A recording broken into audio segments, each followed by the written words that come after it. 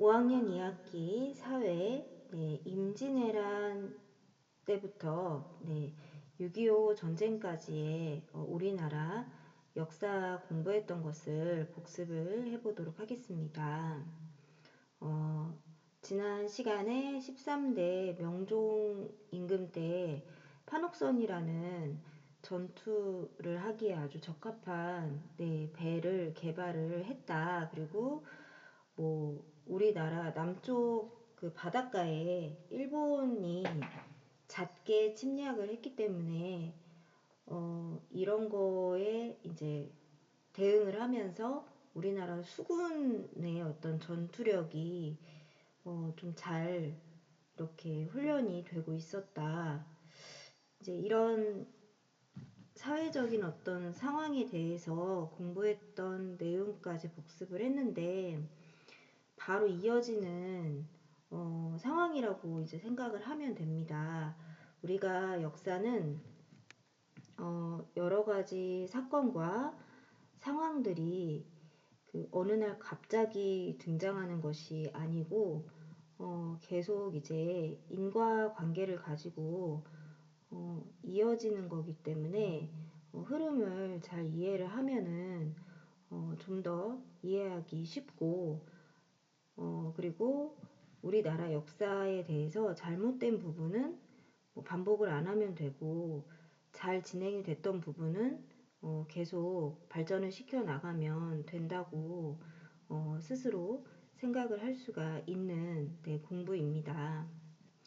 일본이 이제 우리나라를 그냥 식량을 빼앗아 가고 이런 작은 어떤 침입에서 끝나는 게 아니라 제대로 전쟁을 준비하고 있다는 것을 그 일본에 갔다 온 통신사 이 시대의 사신들이 우리나라 조선 왕실에 알려주기 시작했어요. 그래서 이제 그 이율국이라는 이제 분도 그거에 대한 현실을 이제 파악을 하고 우리가 지금 전쟁이 없는 상황이 너무 오래 지속이 되었기 때문에 지금 군사력이 좀 약해져 있을 수가 있으니까 10만 명의 대군을 양성을 해야 된다라고 하는 10만 양병설을 이제 주장을 했어요. 이제 왕한테도 그렇게 해야 한다고 건의를 하고 했는데 이 당시에 왕이 이제 선조였었고 이 왕과 신하들이 10만 대군은 너무 좀 무리한 어떤 그런 훈련이다라고 생각해서 무시를 하고 이런 이제 상황에서 일본이 우리나라한테 전쟁을 이제 걸어오고 싶은데 명분이 필요하니까 이제 그거를 중국 명나라로 가는 길을 비켜달라고 조선한테 이제 요구를 하는 거를 이제 명분으로 삼아서 명나라로 가는 길을 비켜주지 않으면 우리가 전쟁을 하겠다. 이렇게 이제 주장을 하고 우리나라가 그거를 이제 요구를 들어주지 않으니까 그렇다면 우리 일본은 조선하고 먼저 전쟁을 하는 수밖에 없겠다라고 하면서 1592년에 이 7년 전쟁을 시작이 됩니다. 임진왜란이라고도 하고요. 임진년에 일어난 그 왜 일본 오랑캐와의 전쟁이다라고 해서 임진왜란이라고도 하고 7년 동안 이제 전쟁이 진행이 됐기 때문에 7년 전쟁이라고도 합니다. 일본이 이 당시에 무기 기술이 갑자기 좀 발전을 했어요. 그래서 칼이 아니라 이제 총을 개발하게 돼서 우리나라 입장에서는 전혀 알지 못하던 총을 가지고 이제 육지에서 전쟁을 하게 되는데 조총이라고 했습니다. 그러니까 칼을 이제 휘두르려고 하면은 벌써 총알이 날아와서 옆에 있는 군사가 죽거나 다치니까 이제 우리나라 사람들이 굉장히 당황을 했고 이렇게 되면서 순식간에 이제 부산 이 당시에 동래라고 했는데 그 한양에서 이제 어, 출발을 해서 한양에서 먼저 그 일본군이 우리나라를 공격을 하기 시작해서 밑에 있는 그 부산까지 네 거의 뭐 며칠 만에 왜군에게 점령당하고 이제 이렇게 되니까 우리나라 궁궐이 왜군한테 점령이 당한 상태가 돼서 왕이 지금의 이제 북한에 있는 의주라는 지역으로 피난을 가게 되고 그럼 조선 궁궐은 왕이 없는 상태니까 공부한 내용을 잘 기억을 해보세요. 왕이 없지만 이 당시에 이제 왕자였던 임해군과 광해군의 지휘 아래 왜군과 전투를 하게 되는데 육지에서는 이 조총 때문에 거의 뭐 왜군이 점령을 하고 바다에서는 이제 바다에서도 점령당하면 우리나라가 일본한테 넘어갈 만한 상황이 됐어요. 근데 아까 얘기했던 그 전투 함인 네, 판옥선을 좀 더 개조해서 지붕에 이제 철갑과 철가시를 두르고 그 다음에 배 앞과 뒤에 용머리 화포, 그 다음에 이제 꼬리 화포 이런 구조를 이제 가져서 굉장히 이 꼬리가 제대로 달려있는 전투함이라서 회전이 굉장히 빠르고 뭐 1층에는 노를 젓는 사람들이 이제 계속 1층에는 노만 젓고 2층에서 화포를 계속 쏘아대고 지붕에는 철갑과 철가시 때문에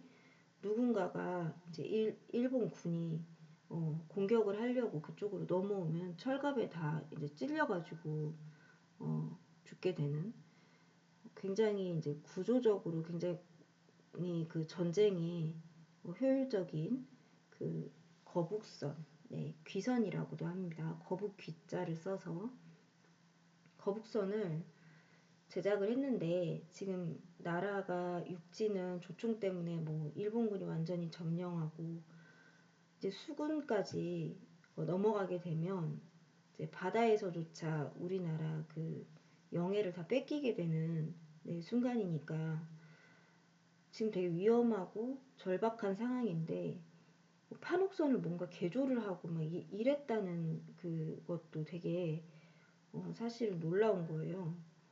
어, 되게 그 생각을 많이 해서 정신없는 상황인데 좀 효율적인 군함선을 만들어낸 거니까 이제 그리고 이순신 장군이 여기서 이제 나온다고 했죠. 이순신 장군의 지휘 아래 수군이 전투를 이제 벌이면서 바다에서 그 일본 군을 많이 제압을 해서 전세를 좀 바꿔 나가게 네, 됩니다.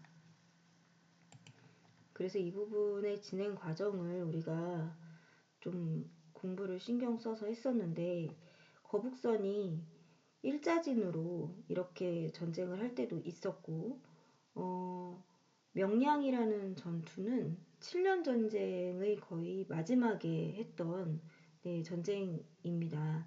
그래서 우리나라 이제 거북선이 이 당시에 좀 일본한테 많이 이제 전쟁에서 수군에서도 밀려가지고 12척, 13척 이렇게밖에 없는 상황에서 네, 거의 그 수군의 전투도 굉장히 어려워진 이제 상황이었음에도 불구하고 거북선 일자진으로 이렇게 배치를 해가지고 바다에 물살이 바뀌는 거를 활용해서 그 일본 군대를 굉장히 많이 섬멸한 그런 전투가 이 7년 전쟁의 거의 후반기에 했던 명량 전투고요.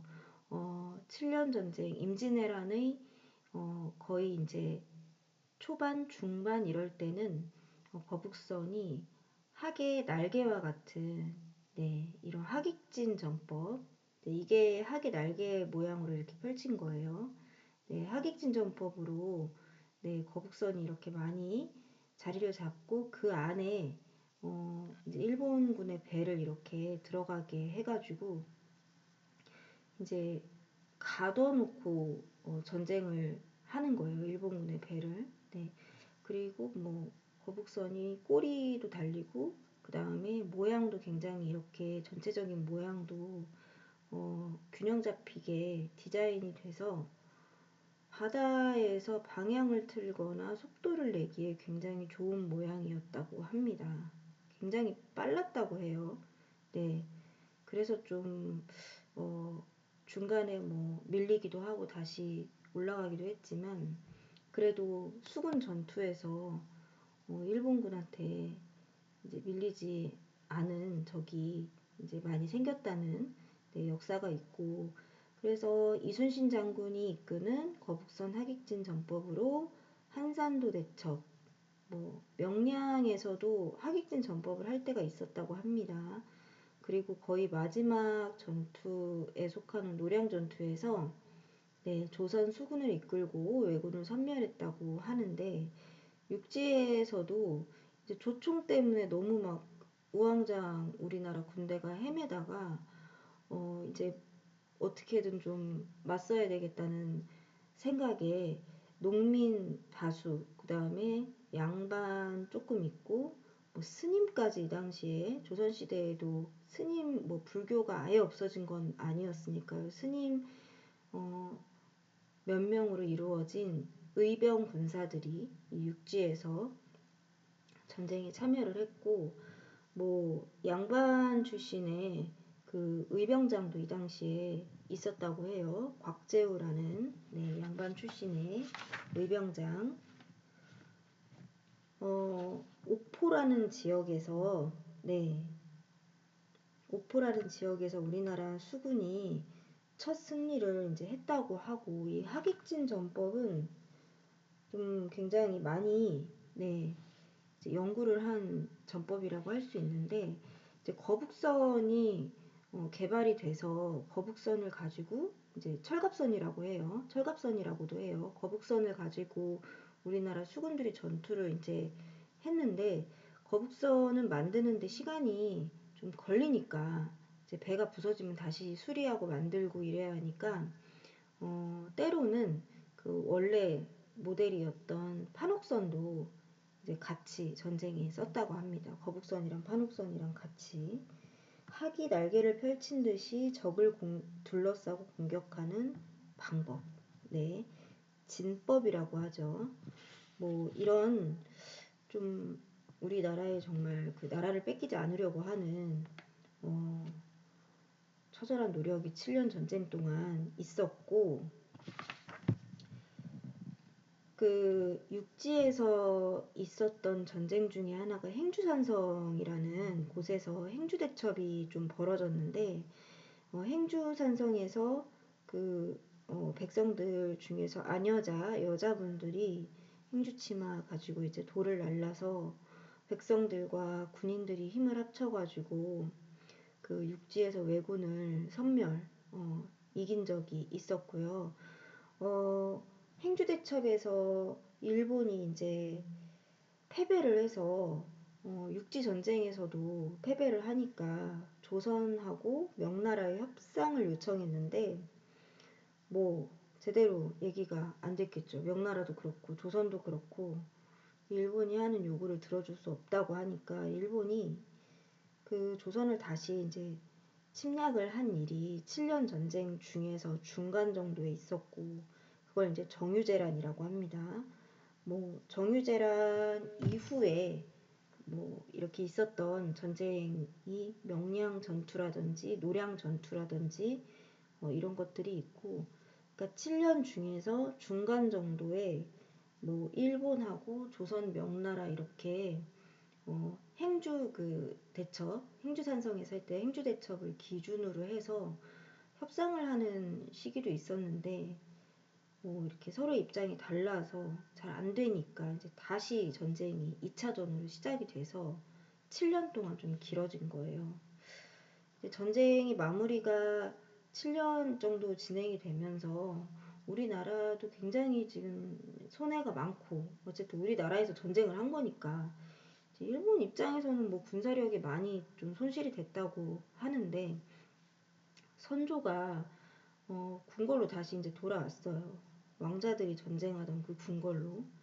근데 이제 이순신 장군은 굉장히 활약했음에도 불구하고 신하들에 의해서 역적으로 모함을 받다가 뭐 마지막 노량 전쟁, 노량 전투에서 이제 바다에서 전사를 뭐 하셨다고 하고,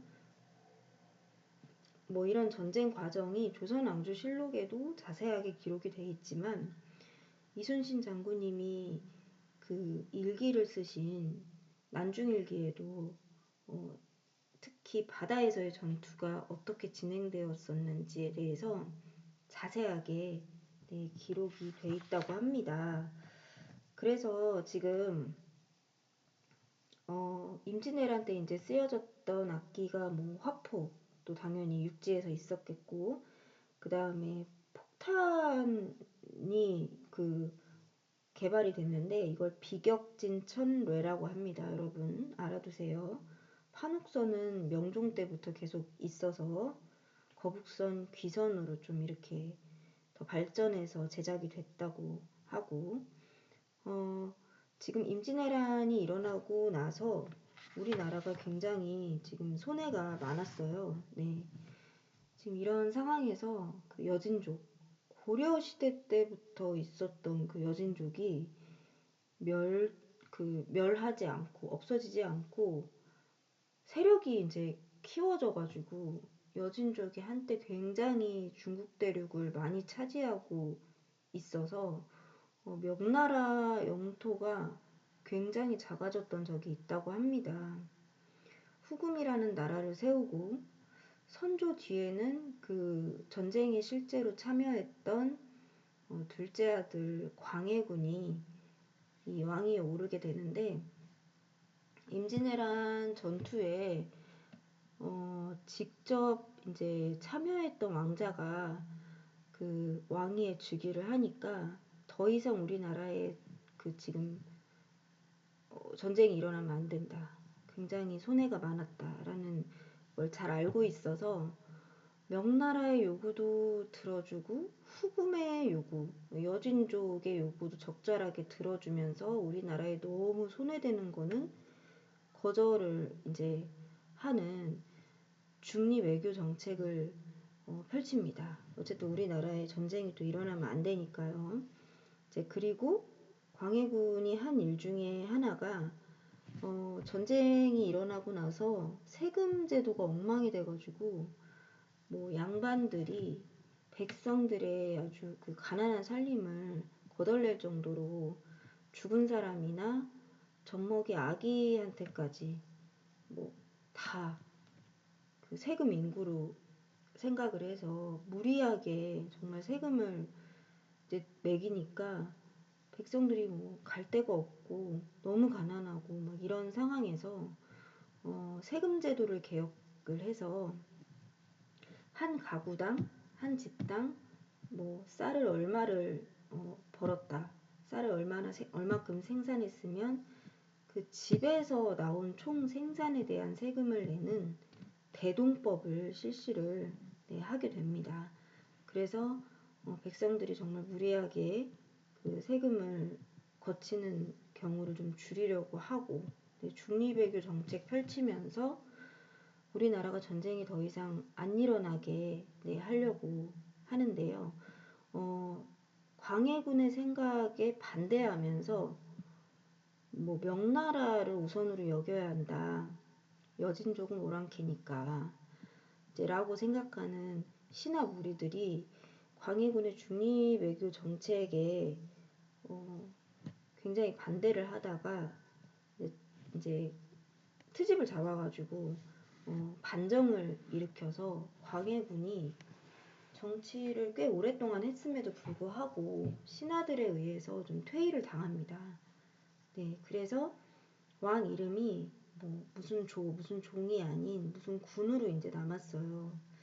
이제 광해군이 왕위에서 내려지고 나서 뭐 신하들 뜻대로 할 수 있는 그런 왕이 즉위를 합니다. 이제 인조인데, 이제 인조는 예전에 그 연산군이 왕위에서 내려오고 중종이 왕위에 올랐을 때 그때 상황이랑 좀 비슷해지는 건데, 신하들에 의해서 즉위된 왕이 인조기 때문에 뭐 이 시대 이후로 신하의 권력이 굉장히 강해지고 인조 입장에서도 신하들이 하라는 대로 좀 해야 왕위에서 또 끌어내려지지 않기 때문에 어, 이 많은 수의 그 신하 세력이 그 명나라를 우선으로 하는 그런 정책을 막 밀어붙이게 돼요. 그러니까 광해군을 따라서 중리배교 정책을 했던 신하들은 밀리고 명나라를 우선으로 해야 되고 여진족 무시하고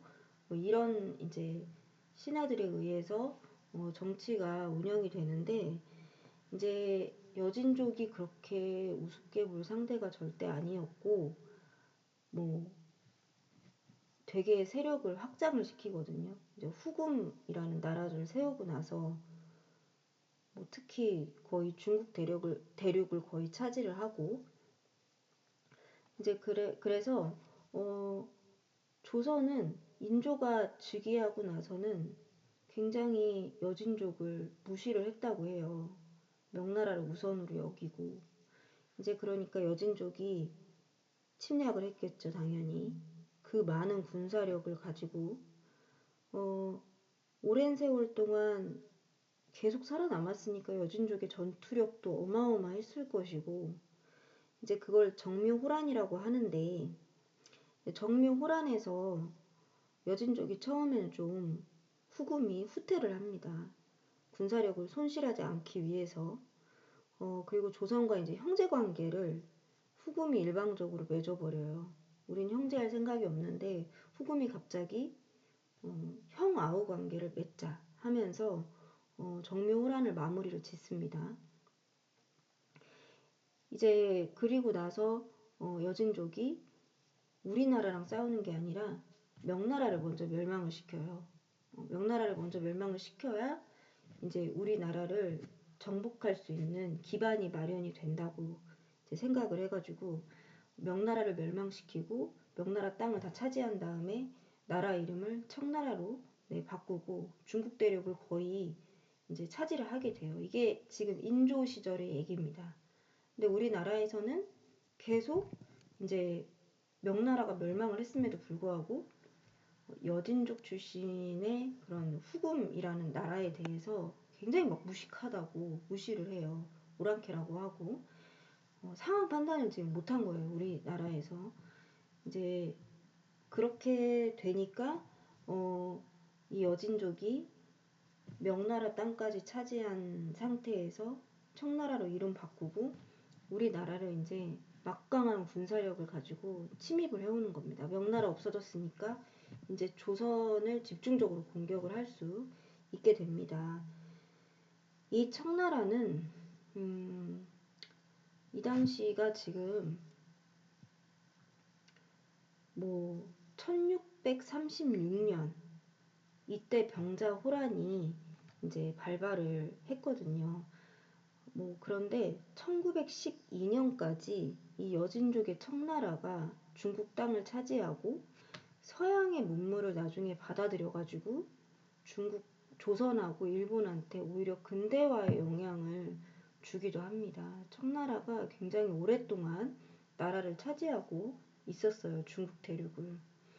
그래서 이제 여진족이 고려시대 때부터 계속 우리나라에 침입을 했다가 윤관 장군에 의해서 고려의 특전사 부대 별무반에 의해서 이제 쫓겨났다가 뭐 세종대왕도 여진족 때문에 굉장히 고민을 많이 하셨었고 하여튼 계속 그랬습니다. 네. 이제 결국에는 여진족이 청나라 세워가지고 중국 대륙 차지하고 1912년까지 이 중국 대륙에서 계속 발전을 해요. 그리고 근대화의 물결을 이제 조선하고 일본한테까지 주면서 서양 문물을 전파를 합니다. 예시로 뭐 서양의 뭐 나중에 1900년대쯤에 서양의 안경이라든지 서양의 학문, 서학, 뭐 천주교를 서양의 학문이라고 했어요. 그 다음에 멀리 이렇게 볼 수 있는 천리경, 지금의 망원경 같이 컵, 그 다음에 이제 자명종 시계, 태엽이 돌아가서 자동적으로 이제 돌아가는 자명종 시계, 영어, 이런 것들을 이제 서양 문물을 받아들여서 과학기술도 그렇고 우리나라한테 이제 나중에 얘기지만 영향을 많이 줍니다. 병자호란이 발발을 하고 나서 이 당시에 왕이 인조였는데 예전에 선조하고 똑같은 이제 상황이 된 거예요.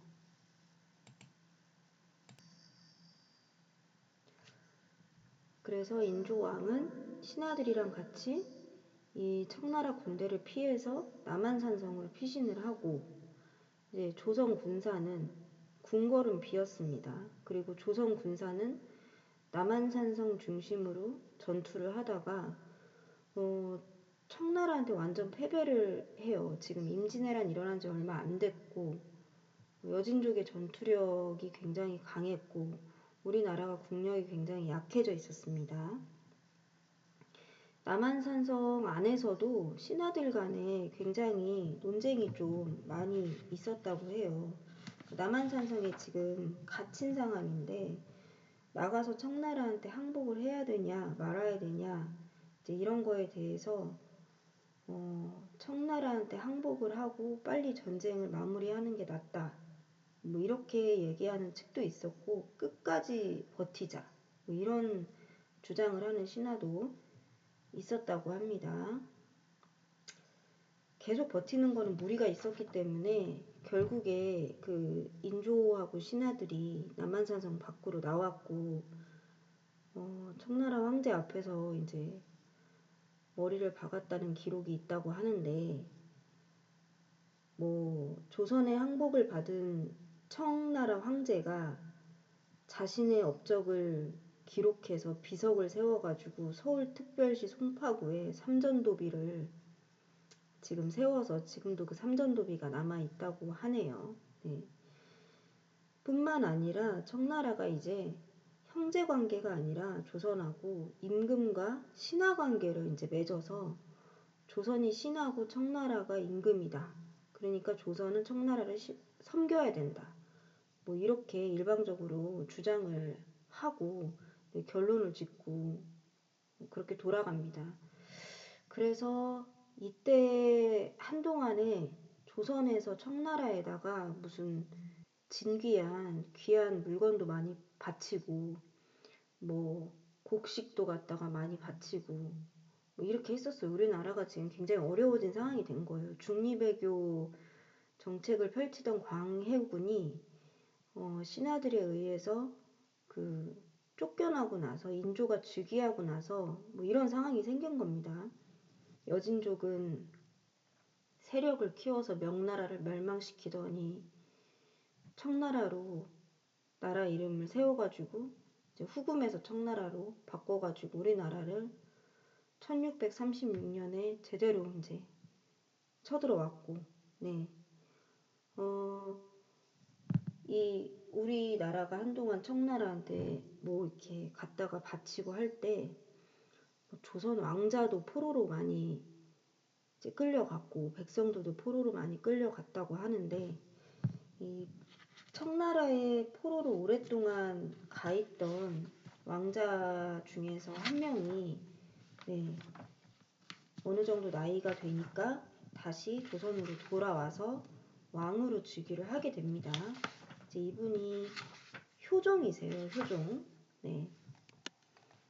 이제 효종이 우리나라로 돌아와서 왕위에 즉위를 하고 정말 이 청나라를 정복을 해서 우리나라가 겪었던 어려움을 해결을 해야 된다.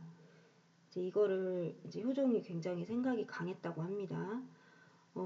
그래서 이 효종과 신하들의 그러니까 인조 다음 왕인데요.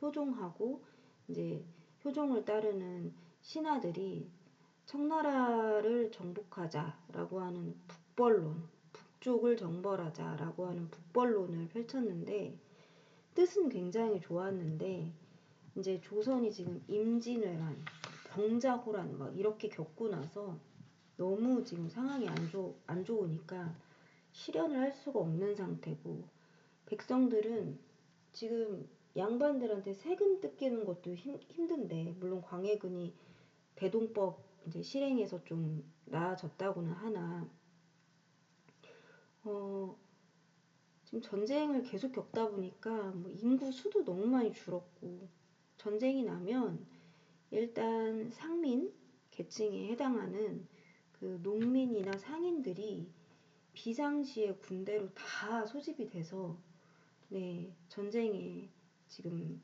동원이 돼야 되는 상황인 거예요.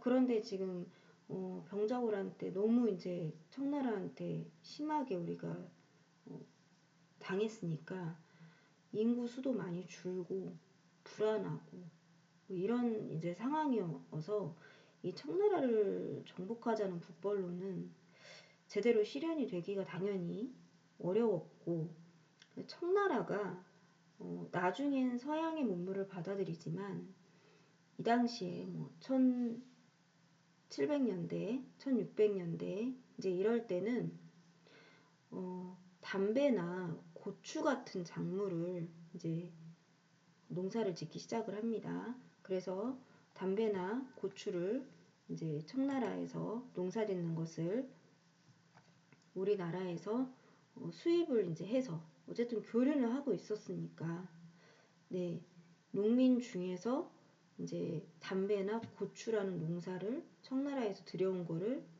농사를 이제 짓다 보니까 잘 돼서 이게 이제 희소성을 가지게 되니까 귀하니까 수입이 이제 증가하는 경우도 생깁니다. 네, 청나라에서 고추가 수입돼서 들어오기 전까지는 우리나라 음식에 고추가 없었던 걸로 지금 기록이 돼 있거든요.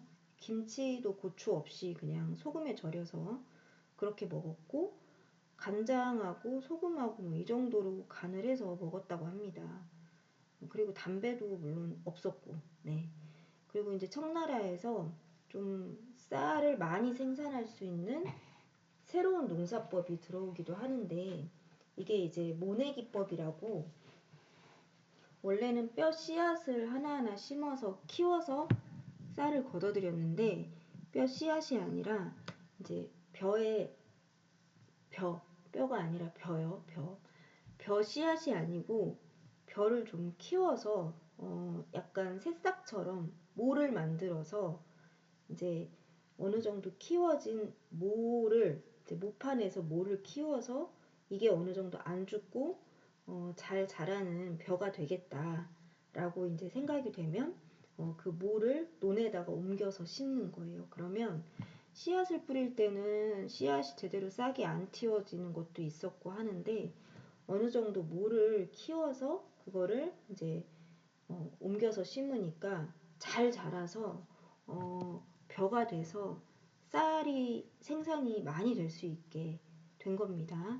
네, 그러다 보니까 이 모내기법을 잘 받아들여서 농사에 새로운 농사법으로 적용을 한 농민은 씨앗 뿌릴 때보다 모를 키워서 심으면은 훨씬 쌀 생산량이 늘어나니까 이제 이걸 잘 받아들인 농민들은 부자 농민이 돼서 분홍이 되고, 새로운 농사법을 뭐 제대로 얘기를 못 들었거나 받아들이지 못한 농민들은 계속 씨앗을 뿌려서 농사를 지으니까 생산량이 당연히 별로 안 좋고, 이런 이제 가난한 농민이 돼서 빈농이 되게 됩니다.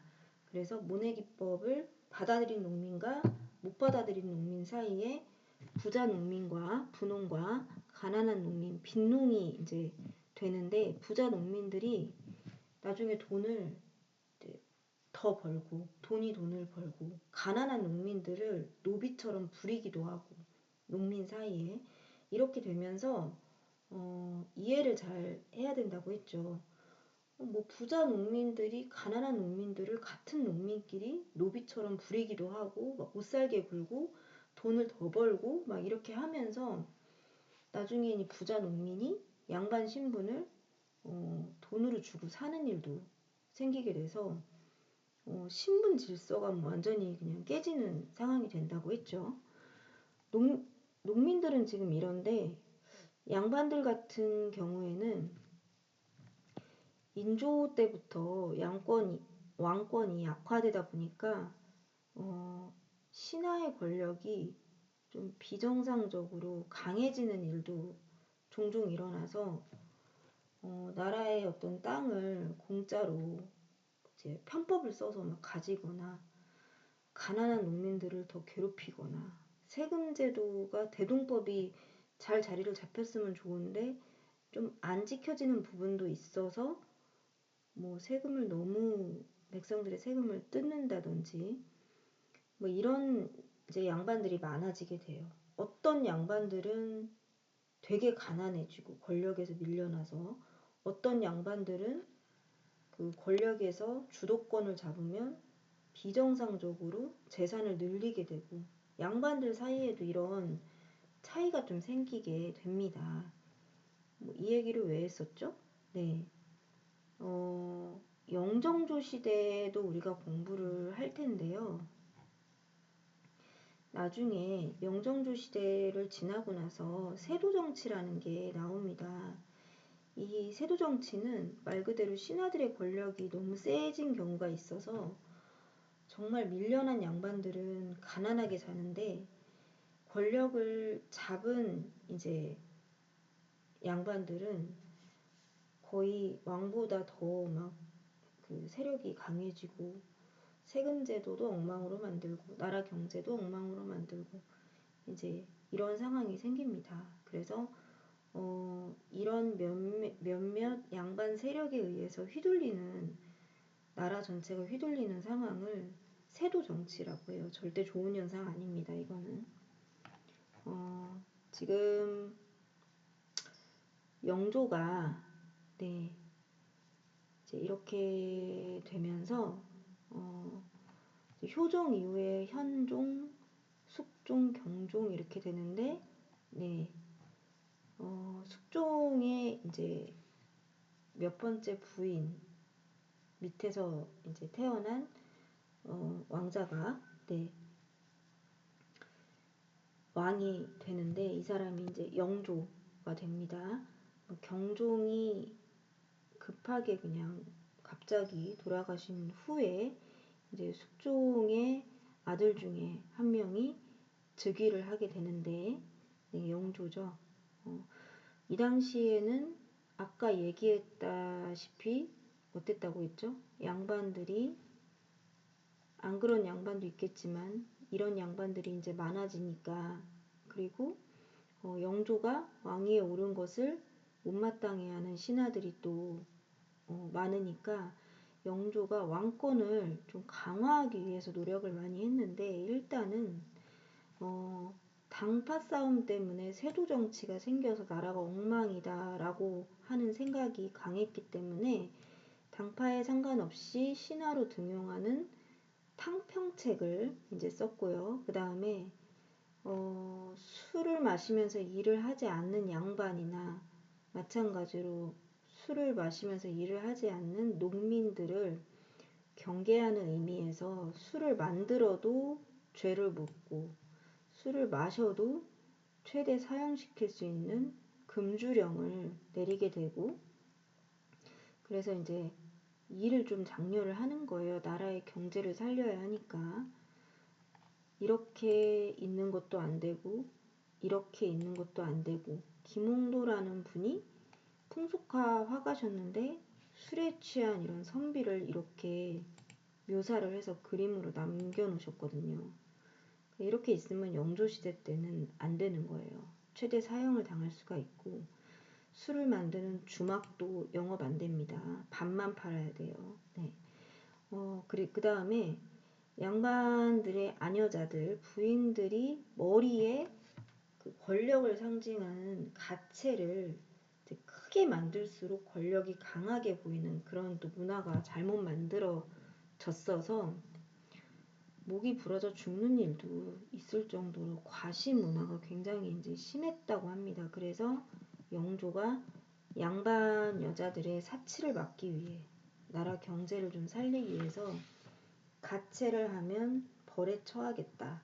이제 이렇게 네, 가채 금지령까지 내려서 영조 시대 이후에는 거의 보면 머리가 이렇게 양반들 아녀자들 머리도 이제 이런 쪽머리에서 비녀 좀 꽂고 이렇게 하는 머리로 바뀌었다고 하고, 영조가 좀 엄격하고 되게 강한 왕권을 다진 왕이었고 실제로 오래 살았고 굉장히 깐깐한 왕이었는데, 백성들의 고충은 좀 들어주려고 노력을 해서 백성들이 이제 억울한 일이 있으면은 북을 쳐가지고 알리고 그 얘기를 들을 수 있는 신문고를 이제 운영을 했다고 하고, 당연히 이 당시에 세금 제도가 굉장히 엉망이 자꾸 되려고 하니까 세금제도 정비해서 백성의 생활을 안정시키려고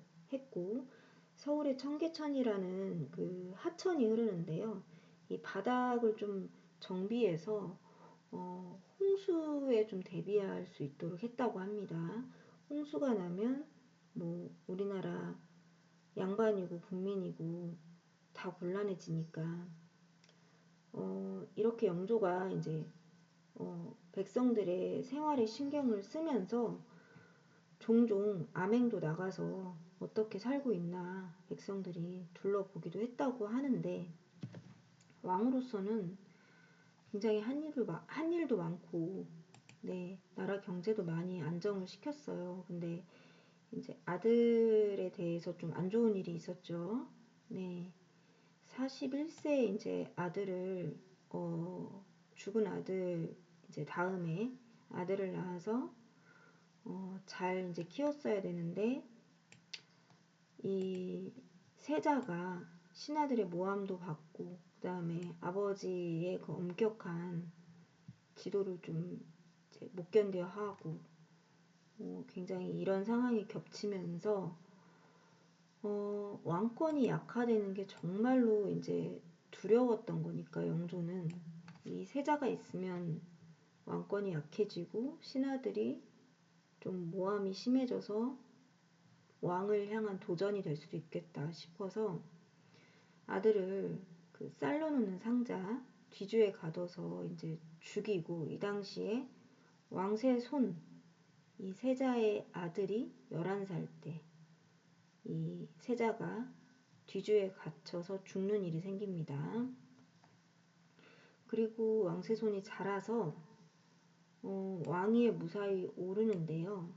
이제 이렇게 하기 위해서 그 죽은 세자의 아들이 왕위에 오르는 것이 쉬운 일은 아니니까 이 할아버지 영조가 왕세손, 정조로 즉위한 이 왕세손한테 그 죽은 세자의 아들이 아니고 영조의 큰 아들이었던 어릴 때 병으로 죽은 효장세자의 아들이라고 이렇게 하면서 세손이 왕위에 잘 오를 수 있도록 노력을 많이 했다고 합니다.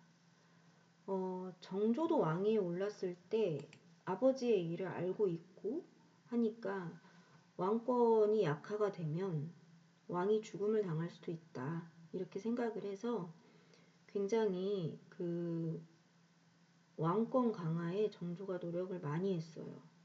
자신만의 그런 왕권을 만들기 위해서 군사시설을 이제 강화를 하면서 장용영을 만들었고, 군사시설뿐만이 아니고요. 나중에는 군사 도시인 수원화성도 만들어서 거기에 정조만의 왕권을 가진 도시를 이제 수원화성을 만들어서 이제 새로운 조선을 좀 만들어 보려고 노력을 했었고, 신하도 정조의 뜻을 따라서 이 세도 정치의 폐단을 없애고 개혁 정치를 할 수 있는, 왕권을 강화할 수 있는 새로운 신하들을 등용을 하기 시작해요. 그래서 조선 사회에서 양반의 어떤 정식 자식이 아닌 좀 숨겨놓은 자식들을 서자라고 했었거든요.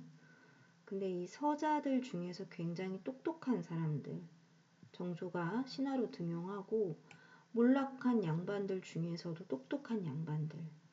네, 궁궐에서 당파 싸움하는 그런 신하 말고 좀 새로운 세력을 만들려고 노력을 했습니다. 그리고 서양 문물, 청나라에 이때 서양 문물 아까 얘기했던 뭐 천주학, 서학 뭐 이런 거라든지 자명종 시계 또 이런 거라든지 뭐 여러 가지 그 서양 문물들이 청나라에 들어오고 있었던 것을 정조가 관심이 좀 많이 있어서 조선을 좀 근대화시키려고 노력도 많이 했었어요. 안경도 청나라를 통해 들어온 서양 문물인데 정조가 실제로 안경을 착용해서 그거를 이제 초상화처럼 남긴 그 그림이 있다고 합니다.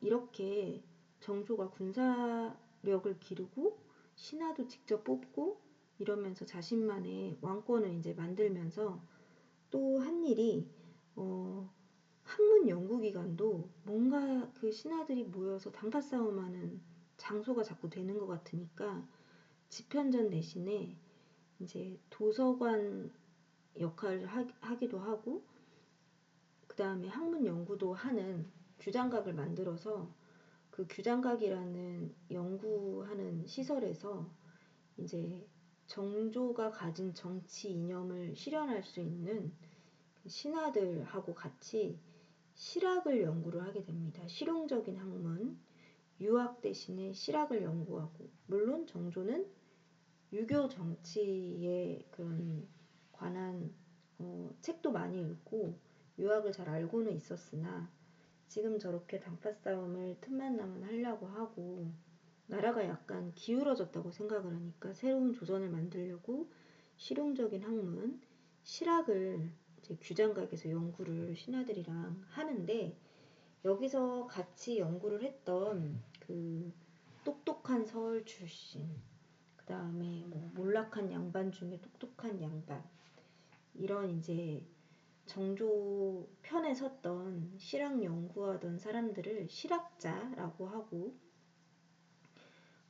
할아버지가 했던 정책 중에 탕평책을 더욱 강화해서 당파 싸움을 좀 없애려고 노력을 많이 했다고 하고 그 다음에 정조가 한 일 중에서 그 이 당시에 장사하는 상인들이 몇몇 그 상인들이 가게를 다 독점하고 다른 상인들한테 기회를 안 주는 일들이 자꾸 일어났었다고 해요. 그래서 정조가 시장 경제가 활성화돼야 경제가 이제 좀 어느 정도 살아난다고 생각을 해서 독점을 하고 있던 그 몇몇 상인들을 견제를 해서 그렇게 하고 있던 거를 다 관련 법을 없애고 여러 상인들이 조그만한 가게라도 펼쳐서 장사할 수 있게 그렇게 했다고 합니다. 그래서 특권을 가진 상인들을 견제해서 여러 상인이 자유롭게 장사를 할 수 있도록 한 점과 금주령은 이때까지 있었다고 하고요.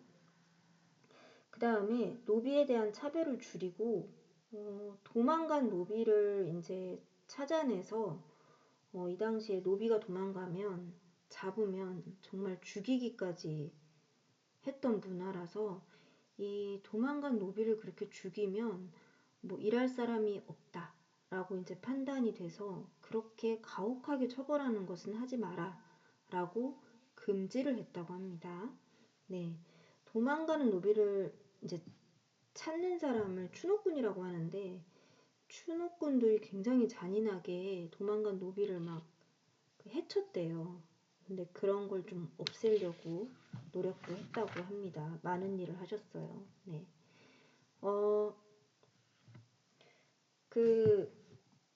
이 정조가 규장각이라는 곳에서 뭐 이렇게 신하들이랑 같이 실학을 연구를 하면서 많은 이제 학문을 연구를 했는데 실학자죠. 이거는 규장각이고 김정호 선생님 같은 경우에는 이 당시에 지도가 거의 뭐 중국 중심의 지도 뭐 아니면 우리나라가 너무 이상하게 커져 있는 지도 이런 것들이 많았는데 이제 직접 발로 다 전국 각지를 돌아다니시면서 정확한 측량으로 대동여지도를 만드는데 이제 김정우 선생님이 평생을 바쳤고 지금의 우리나라 지도하고 굉장히 비슷한데 이게 발로 다 걸어 다니면서 다 하나하나 측량하고 거의 뭐 평생을 바치셨다고 해요. 그래서 이 지도가 실제 지금 우리나라 과학기술로 만들어진 지도하고 똑같습니다.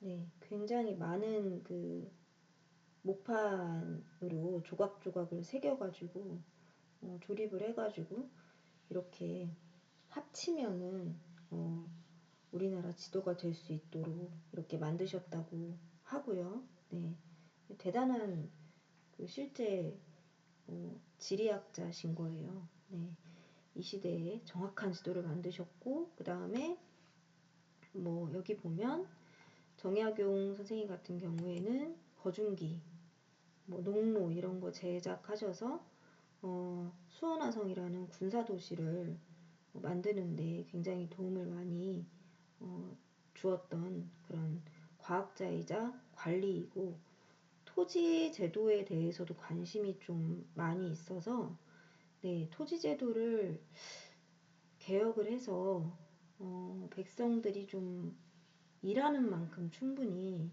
소득을 누리고 살아야 한다라고 주장을 하셨던 분이 정약용 선생님이시고 유형원 선생님도 토지제도 개혁을 주장을 하셨다고 합니다. 정약용 선생님은 책도 많이 쓰셔서 관리의 어떤 도리 이런 거, 뭐 관리는 이렇게 해야 된다. 백성을 다스리는 자들이 고운 옷과 맛 좋은 음식으로 자기만 살찌우고 있다. 이건 정말 말도 안 된다. 라는 관리의 어떤 할 일에 대해서, 올바른 할 일에 대해서 책을 이제 쓴 목민심서라는 책도 있고요. 토지제도 개혁에 대해서 자세하게 자신의 생각을 쓴 경세유표라는 책도 쓰셨습니다. 경제에 대해서도 관심이 많으셨고 유영원 선생님이랑 정약용 선생님이랑 좀 뜻이 비슷하셨던 게 토지제도 개혁에 대한 그런 주장이었고 정약용 선생님이 또 하신 일이 있네요. 나중에 수원화성 만들어지고 나서 정조가 수원화성으로 이동하기 쉽도록 한강에 다리도 놓으셨대요. 네, 그 다리를 좀 튼튼하게 이제 만들었다고 합니다. 일정한 간격으로 늘어놓은 배 위에 널빤지를 가로 놓아서 만든 다리이고 튼튼하게 만들었다고 하네요. 그리고 청나라 학문, 서양 학문을 적극적으로 받아들여야 한다라고 주장을 하셨던 실학자분이 여기 계신 박지원 선생님, 박재가 선생님, 네, 이제 이런 분. 박지원 선생님은 양반 출신이신데 별로 이렇게 유학에 대한 그런 것을 너무 중요시하기보다는 청나라의 학문을 받아들여야 된다. 청나라 다녀온 기행문도 쓰시고 열하일기. 박재가 선생님은 그 서울 출신이신데 양반의 약간 그 숨겨진 자식 같은 그런 존재였는데 굉장히 천재여가지고 그 이분의 어떤 생각을 책으로 쓴 대표적인 책이 북학의 네, 북쪽의 학문을 배워서 우리나라가 발전해야 한다. 과학에도 관심 굉장히 많으셨고 경제 그 발전에도 굉장히 많은 아이디어를 가진 분이셨다고 하고요. 그 다음에 뭐 유득공 같은 분은 발해에 대한 그런 역사를 탐구를 하셔서 중국이 자꾸 발해를 중국 역사라고 이 당시에 뭐 여진족이 세운 청나라도 그렇게 주장을 하고 자꾸 그 발해 땅이었던 것을 중국에 내놓아라 라고 우리나라한테 한 번씩 요구를 했었어요. 근데 가만히 있다가 진짜 발해에 대한 역사를 모르면 뺏길 수도 있는 거니까 유득홍 선생님이 발해가 고구려의 역사를 이어받았고 고구려는 우리나라 역사고 이런 거를 이 당시에 뭐 인터넷도 없고 아무것도 없는데 정말 연구를 하셔가지고 좀 체계적으로 자료를 정리해서 발해고라는 책도 쓰셨고요. 그 다음에 과학 쪽에서는 정약용 선생님도 굉장히 과학 기구를 많이 만드셨잖아요. 근데 홍대용이라는 분도 과학에 굉장히 관심이 많으셔서 이분은 이 당시에 지구가 스스로 돈다라는 것을 어, 이론적으로 증명을 하셨어요. 네, 서양의 어떤 학문을 받아들여서가 아니라 스스로의 어떤 연구 결과를 바탕으로 지구가 스스로 돌아서 낮과 밤이 생긴다. 이거를 뭐 아무 자료도 없는데 혼천이나 간이나 이런 거 기구를 활용해가지고 이론을 정리를 해놓으셨어요. 근데 사실 맞잖아요. 지금 맞다고 밝혀진 사실이고 별자리도 연구를 해서 장영실 선생님이 그렇게 연구하셨던 것처럼 근데 좀 더 발전을 했어요. 이분이 어떤 연구를 하셔서 외계인에도 관심이 많으셨다고 합니다. 네. 어, 이런 이제 실학자들이랑 같이 규장각에서 네, 연구를 하면서 거중기랑 농로 사용해서 네, 정조만의 왕권을 가진 이제 새로운 도읍지 수원을 계획을 하고 이제 그 안에 이제 화성 도시를 세운 거예요. 수원 화성을 수원 화성에 있는 건축물들은 2층짜리 건축물, 좀 이렇게 3층짜리 건축물, 이렇게 높은 건축물도 많이 있어서 거중기, 정약용 선생님이 만드신 거중기를 활용해서 높게 건물을 쌓아서 전쟁에 대비하고 이런 아주 체계적으로 이제 계획을 가진 도시였다고 합니다. 그런데 이제 정조가 이 수원화성이 다 완성이 돼서 여기를 도읍지로 이제 삼으려고 할 때 갑자기 돌아가셨어요. 49세에 이제 사망을 하셨는데 이렇게 되니까 정조가 사망을 하고 나서 실학자들은 다 밀려나서 귀양 가고 정약용 선생님 뭐 한 18년 이 정도를 제주도에 귀양 가 계시고 실학자들 다 쫓겨나고 이렇게 잘 만들어진 군사하고 상업도시 네, 수원도 뭐 거의 방치가 되고 도읍지를 이쪽으로 옮기려고 했는데 그래서 정조가 왕권을 구축하려고 만들어 놓았던 네, 그런 모든 것들이 다 이제 밀려나고 방치되고 막 이런 상황이 됩니다. 뭐 그러다가 수원화성이 전쟁에 대비를 잘 해놓은 구조이기 때문에 나중에 6.25 전쟁 때 아주 중요한 전쟁 장소로 활용이 되긴 했다고 해요.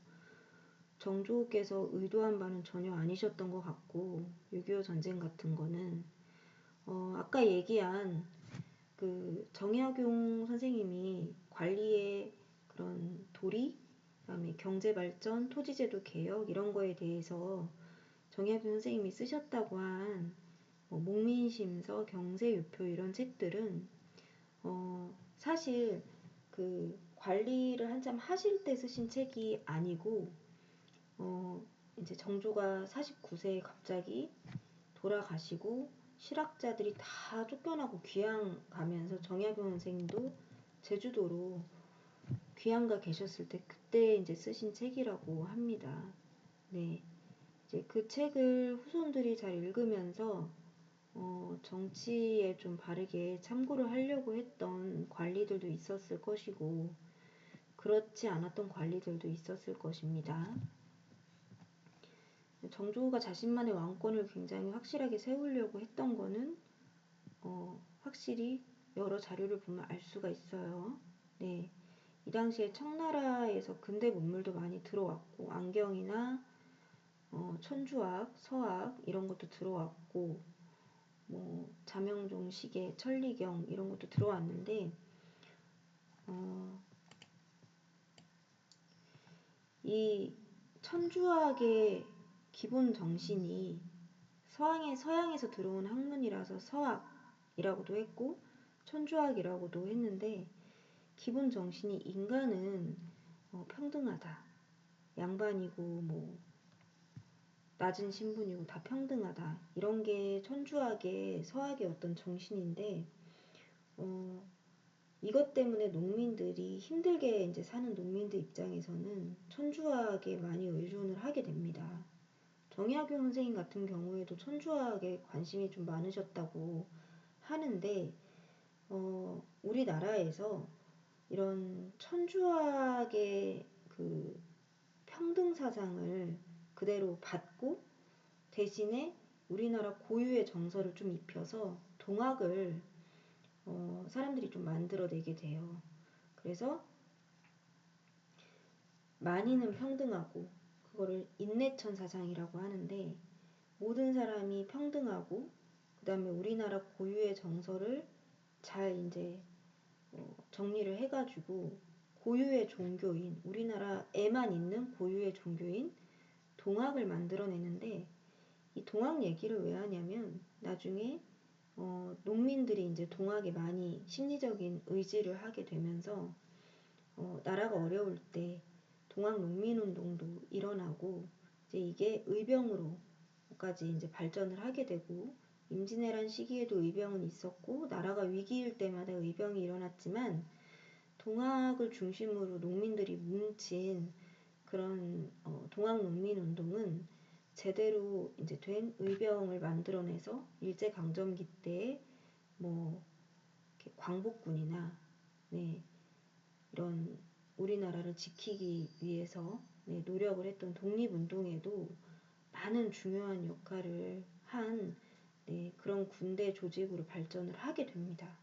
이제 그 시작이 임진왜란 때 있었던 의병이고, 이제 그 다음에 천주학 사상을 좀 반영을 한 고유 종교인 동학을 중심으로 해서 농민들이 뭉쳐서 이제 우리나라를 위해서 필요할 때마다 네, 싸워주었던 동학농민운동, 네, 그거하고도 좀 관련이 있어서 지금 이렇게 동학 얘기를 했습니다. 선생님이 이런 것도 좀 자료를 같이 이제 했었는데, 드라마 대본 중에서도 보면은 뭐 정조, 친아버지인 사도세자 얘기가 좀 나오고, 영조가 왕권을 계속 지키기 위해서 뭐 정조한테 하는 얘기, 네, 왕세손일 때 하는 얘기 또 나와 있고, 정조가 이렇게 갑자기 돌아가시고 정조의 아들 중에서 좀 어렸던 네, 11세의 어떤 나이에 왕자가 순조로 즉위를 하게 되는데, 원래 정조가 자식이 몇 명 있었는데 어렸을 때 많이 죽었었다고 해요. 그래서 11세 왕자가 즉위하니까 신하들이 어린 왕을 마음대로 하려고 하고, 이제 이러다가 왕도 정치를 제대로 못하고 죽고, 그 다음에 순조의 어떤 외아들이 당연히 뭐 오래 못 살고 이렇게 요절을 한 상태에서 네, 순조의 손자가 7살에 네, 나이로 즉위를 해서 24대 왕 헌종이 되는데, 7살 나이로 즉위한 왕을 신하들이 또 마음대로 하려고 하고, 그 다음에 이제 헌종이 돌아가시고 나서 철종이라는 왕족 출신의 어떤 분이 즉위를 하시면서 신하들이 이제 왕을 마음대로 다루게 되고, 신하의 권력이 너무 강해지고, 뭐 안동 김씨 이런 신하들이 왕보다 더 목소리가 커지게 되고, 이제 이런 과정이 이제 세도 정치라고 할 수가 있는데, 공정한 관리를 뽑기 위한 시험이었던 과거 제도도 이 세도 정치 때문에 좀 많이 변질이 돼서 평안도 지역을 차별을 한다든지, 과거 시험 보면 막 컨닝을 하기 위해서 온갖 부정행위가 많아진다든지 뭐 이런 일들이 많아지는데, 평안도 지역이 과거 제도에 이제 평안도 지역 출신의 사람이 과거 제도를 보러 가면 아무리 시험을 잘 봐도 뭐 떨어뜨린다. 이런 걸 알게 된 홍경래라는 사람이 반란을 일으키기도 했습니다. 과거 제도가 좀 변질이 된 상태였어요. 네, 관리될 사람 미리 정해놓고 시험은 그냥 구실로 보고 평안도 지역을 차별했다는 그런 일도 있었고요. 이 모내 기법에 성공한 부자 농민이 돈으로 양반 신분을 사기도 해서 신분 제도가 이제 붕괴됐다. 이 얘기는 조금 아까 이제 했었고 시장을 장시라고 불렀는데 이제 서민들이 좀 관리들의 그 엉망으로 하는 정치를 비웃기도 하고 대놓고 비웃으면 처벌받으니까 한 바퀴 돌려서 비웃기도 하고 그 다음에 부자 농민들이 이제 재산을 모으니까 자신의 재산을 좀 과시하고 싶어 하기도 하고 서민들이 조금 이제 신분 질서에 대해서 양반을 너무 막 어려워하기보다 좀 한 바퀴 돌려서 비웃을 줄도 알고 이제 의식이 좀 성장을 한 거예요. 그래서 서민 문화가 발달을 했고 이때 이제 상평통보 같은 엽전이 좀 많이 생기기 시작하면서 곡식이 아니라 돈으로 세금을 내는 경우가 많아졌으나 여전히 곡식으로 세금을 내는 경우도 많았다고 합니다. 네, 그 다음에 여기 이제 동학 얘기 나오죠. 네, 천주교에서 만민은 평등하다, 모두 평등하다 이런 사상을 동학에서 그대로 이제 받아들이되 우리나라 고유의 정서를 반영을 한 거예요. 동학에서 양반들이 동학을 굉장히 싫어했고 천주학도 싫어하고 서학도 싫어하고 근데 이제 정약용 같은 그 실학자 분 같은 경우에는 만민은 평등한 거 아닌가 라는 생각을 이제 가지고 천주학에 양반이지만 관심을 좀 가지셨다고 합니다. 네. 여러 가지 근대화의 어떤 흐름? 네. 신분제도가 좀 붕괴되려고 하는 그런 상황? 네.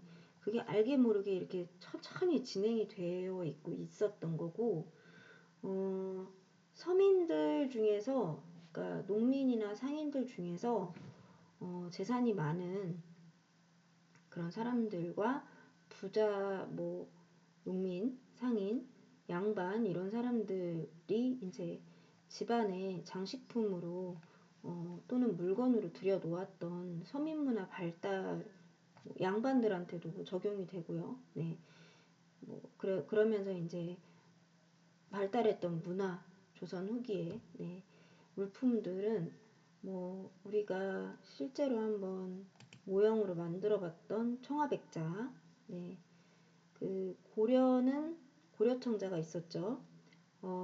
상감기법을 사용해서 그 비취색, 은은한 가을 하늘빛을 냈다고 합니다.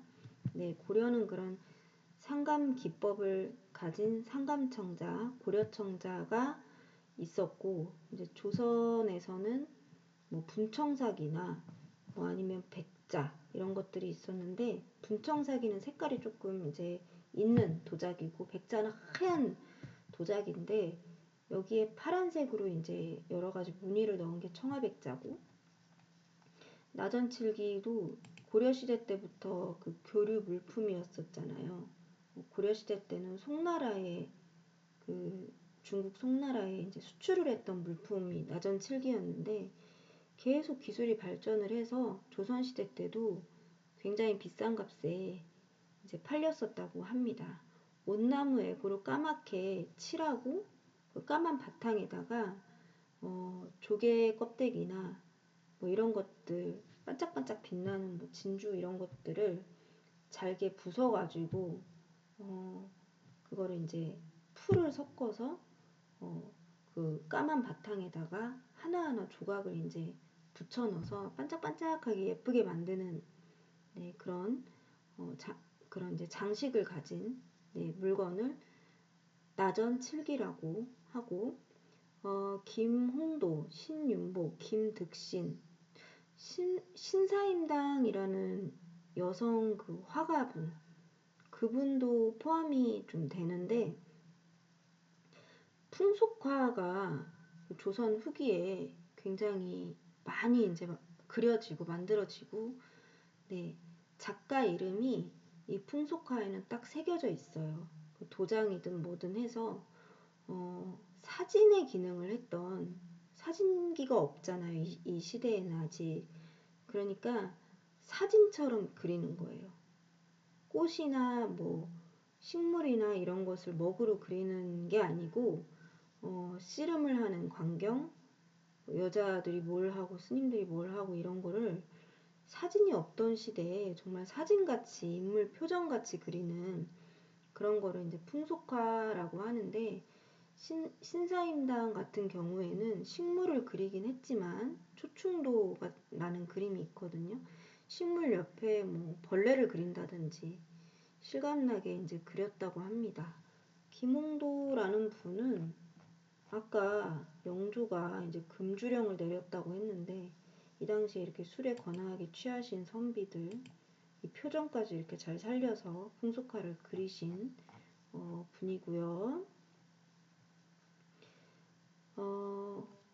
양반 중에서 좀 신분만 양반이지 정치에 대해서는 전혀 관심도 없는, 또는 정치에 대해서 전혀 관심 없고 뭐 이런 왕들, 어, 이런 양반이나 왕을 한 바퀴 돌려서, 네, 비꼬고 그걸 풍자라고 합니다. 네, 이렇게 그런 왕이나 양반을 이렇게 가르치는 그런 대사가 들어간 연극이죠. 네, 탈을 쓰고 하는, 춤추면서 하는 연극, 이런 탈춤도 많이, 네, 발달을 했고요. 탈춤 중에서는 뭐 봉산 탈춤, 네, 이런 것들이 좀 유명합니다. 네, 그 다음에 한글이 세종대왕이 만드셨지만 좀 한자가 그동안은 많이 쓰였었는데 막 언문이라고 해서 무시당하기도 했어요.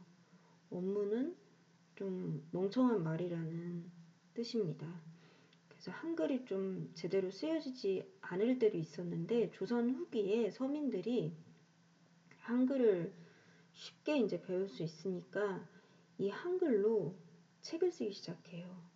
한글 소설을 쓰기 시작해서 양반의 숨겨진 자식이었던 홍길동이가 이 나라를 바람직하게 바꾸는 결론을 내기도 하고, 뭐 형을 형이라고도 못 부르고 아버지를 아버지라고도 제대로 못 부르는 숨겨진 자식이었던 홍길동이가 이제 나라를 개혁하고 새로운 나라를 세우기도 하고, 그 다음에 흥보전, 이제 흥보의 마누라, 놀보의 마누라가 흥보 뺨을 때리면, 네, 놀보의 마누라가 주걱으로, 바푸는 주걱으로 흥보의 뺨을 때리면서 쫓아내면 흥보가 그 맞은 뺨에 묻어있던 그 밥을 떼서 먹으면서 이렇게라도 밥을 먹을 수 있어서 좋다 막 이렇게 하는 그런 장면도 있고, 제비 다리 부러진 거 살려줬더니 나중에 복을 받았다 이런 내용도 있고, 남자와 여자의 그런 청소년들의 사랑 이야기인 춘향전도 있고요. 연려 춘향이죠. 네. 그 다음에 뭐 귀신 이야기도, 네, 이렇게 설공찬전이라는 우리나라 최초의 한글 소설로 남아있기도 합니다. 네, 이 설공찬전에서 보면 정치적인 얘기도 좀 나오는데 뒷부분이 지금 전해지지 않는데요. 네. 그래서 여기 보면 뭐 왕 얘기도 나오고 뭐 여러 가지 얘기도 나온다고 합니다. 네. 그리고 이런 한글 소설을 좀 이야기꾼이 재미있게 리듬을 실어가지고 북을 치는 사람과 함께 이제 이야기를 들려주는 거예요. 한글로 읽기도 하는데 소설을 여기다가 좀 이야기하듯이, 네, 판소리로 만들어서 이런 한글 소설이나 뭐 이런 내용을 좀 전기수라는 이야기꾼과 북으로 추임새를 넣는 이제 고수가 사람들한테 이제 들려주고 재밌게 반응도 보고, 네, 중간에 막 이렇게 즉흥적으로 재미있는 이야기를 하기도 하고, 이제 그런 공연 문화도 장시, 시장, 이 열리는 곳에서 많이 이제 벌어졌다고 합니다. 판소리. 네. 그림에서 아까 작가 이름이 이제 한쪽에 새겨져 있던 풍속화와는 달리 작가의 이름 없고 대신에 복을 빌어주는 그림. 이 그림을 원래 색칠이 되어 있는 이제 그림이 원작이고요. 여기다가 네, 이 그림을 집에 걸어놓으면 집에 복이 들어오고 뭐 좋은 일이 많이 생긴다. 복을 빌어다 주는 그림. 화가의 이름은 새겨져 있지 않죠.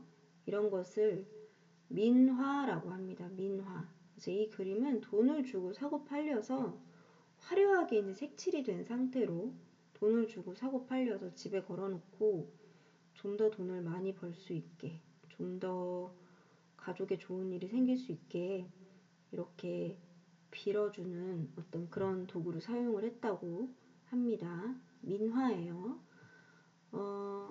이번 시간에는 그 마지막으로 이번 시간 공부 마지막으로 그 김득신, 뭐 신사임당, 신윤복, 김홍도 이런 분들이 이 당시에 이제 사진처럼 네, 그 생활 모습을 실감나게 그렸던 풍속화, 네, 서민문화 발달 중에서 하나죠. 풍속화를 몇 개 더 보고 마무리를 할게요. 이거는 네, 여러분이 많이 봤을 것 같은데 김득신 선생님의 파적도라고 하는 아주 생동감 넘치는 그림이고요. 네.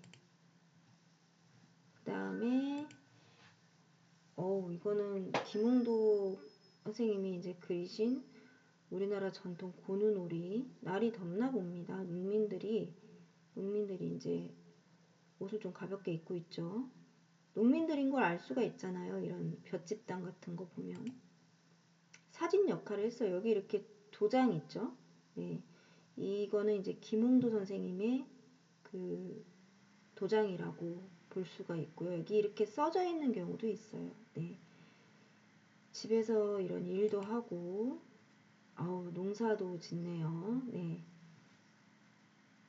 김홍도 선생님의 작품만 너무 많은가요? 네.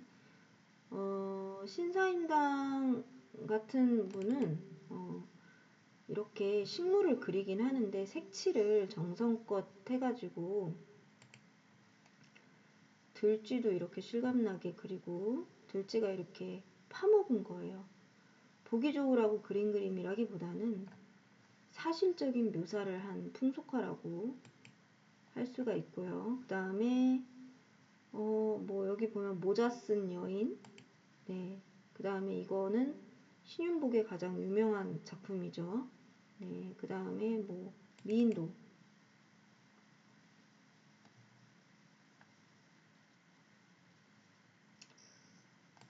자, 신윤복의 미인도. 네. 이게 이제 미인이냐 아니냐를 두고 현대적인 관점에서 보면 좀 해석이 다를 수도 있는데 정갈하게 있는 여인의 모습, 노리개. 네. 여기에 뭐라고 써있죠? 신윤복 그 선생님의 사인이라고 보면 됩니다. 자, 이런 사진같이 이렇게 실제적인 생활 모습을 그려서 네, 화가 이름도 한쪽에다 이렇게 도장이나 사인으로 써놓기도 했던 네, 풍속화 이런 게 있었고요. 이번 시간은 여기까지 복습을 하고 이제 다음 시간부터는 우리나라에 이제 세도 정치가 좀 심해지기는 한 상황인데 그래도 나라를 잘 운영을 해나갈 수 있었을 텐데 외국들의 간섭이 너무 심해져요. 일본이랑 청나라뿐만이 아니고 다른 서양 나라의 간섭도 굉장히 심해지는 상황이 생겨서 그런 상황에서 우리나라 이제 사람들이 좀 그거에 어떻게 대처를 하고 여러 가지 입장들이 있었겠죠. 네, 그런 거에 대해서 공부했던 내용을 복습을 자, 해보도록 하겠습니다. 네, 이번 시간 공부 오래 하느라고 수고 많았습니다.